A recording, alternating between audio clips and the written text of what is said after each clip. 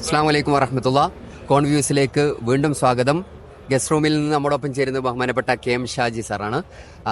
ഈ ഒരു മുജാഹിദ് സംസ്ഥാന സമ്മേളനങ്ങളിൽ ഒരുപാട് സമ്മേളനങ്ങളിൽ മുജാഹിദുകളുടെ പല വേദികളിൽ വേദി പങ്കിട്ടിട്ടുള്ള ഒരു വ്യക്തി എന്ന നിലയിൽ ഈ ഒരു വെളിച്ച നഗരിലേക്ക് വരുമ്പോൾ, സംസ്ഥാന സമ്മേളനത്തിൻ്റെ നഗരിയിലേക്ക് വരുമ്പോൾ അനുഭവപ്പെടുന്ന ഒരു ഫീലിംഗ് എന്താ? നല്ല പ്രൗഢമായിട്ടുള്ള സമ്മേളനമാണ്. ഞാൻ സമ്മേളനത്തിൻ്റെ സെഷൻസുകളൊക്കെ നോക്കിയിരുന്നു. നല്ല പ്രോഗ്രാം, നന്നായിട്ട് പ്രോഗ്രാം ചെയ്തു. അതിൻ്റെ ഓർഗനൈസിങ്ങും വളരെ നന്നായി. പ്രത്യേകിച്ച് തീയതി മാറ്റിയിട്ട് പെട്ടെന്നാണ് ഈ പരിപാടി വളരെ പെട്ടെന്ന് തന്നെ നടത്താൻ കഴിഞ്ഞു എന്നുള്ളത്, അതേ പ്രൗഢിയോടെ നടത്താൻ കഴിഞ്ഞു എന്നുള്ളത് വലിയ കാര്യമാണ്. പിന്നെ ഈ പറഞ്ഞ പോലെ ഞാൻ നേരത്തെ പറഞ്ഞൊരു കാര്യം, ഖുർആനെ കുറിച്ചും ഖുർആനിൻ്റെ ആധുനിക കാലത്തിലുള്ള സന്ദേശങ്ങൾ എല്ലാവരും എത്തിക്കുന്നതുമാണ് പ്രമേയത്തിൻ്റെ അല്ലെങ്കിൽ സമ്മേളനത്തിൻ്റെ അടിസ്ഥാന ഘടകം എന്നുള്ളത് ആധുനിക കാലത്ത് അനിവാര്യമായിട്ടുള്ള ഒരു കാര്യമായിട്ടാണ് എനിക്ക് തോന്നുന്നത്. നല്ല സമ്മേളനം, ഗംഭീരമാണ്. ഒരു കാര്യം കൂടി സർ, നമ്മുടെ സമ്മേളനത്തിന്റെ പ്രമേയം എന്നുള്ളത് വിശ്വമാനവികതയുമായി ബന്ധപ്പെട്ടാണ്. വിശ്വമാനവികതയ്ക്ക് വേദവെളിച്ചം എന്നുള്ളതാണ്.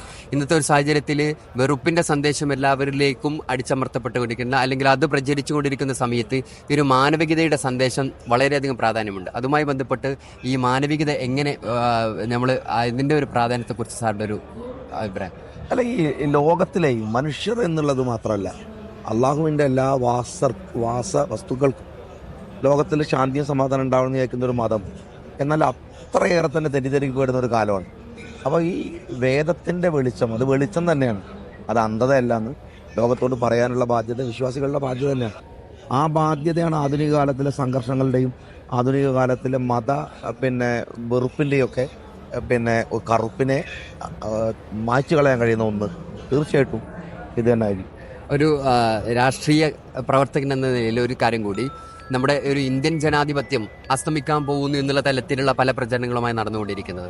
ഈ ഒരു ഇന്ത്യൻ ജനാധിപത്യത്തിന് ഇനി എത്രത്തോളം നമുക്ക് പ്രതീക്ഷയുണ്ട് എന്നുള്ളത് കൂടി. ഇന്ത്യൻ ജനാധിപത്യത്തിന് ഒരു ചുക്കും സംഭവിക്കില്ല. 100 കൊല്ലം ബ്രിട്ടീഷുകാരനോട് പടവെട്ടിയിട്ടാണ് നമ്മൾ ഈ രാജ്യത്തിന് സ്വാതന്ത്ര്യമായത്. 10 കൊല്ലം കൊണ്ട് മോദിക്ക് എന്ത് ചെയ്യാൻ? മോദികളുടെ ഗിമ്മിക്കുകൾ കാണിക്കും. 90 വർഷം കാത്തിരുന്നിട്ടാണ് RSSന് 10 കൊല്ലത്തെ ഭരണം കിട്ടിയത്. പക്ഷെ അവർക്കൊന്നും ചെയ്യാൻ പറ്റിയില്ല എന്ന് അവർ തെളിയിച്ചു കഴിഞ്ഞു. അപ്പം അതുകൊണ്ടൊന്നും സംഭവിക്കാൻ പോണില്ല.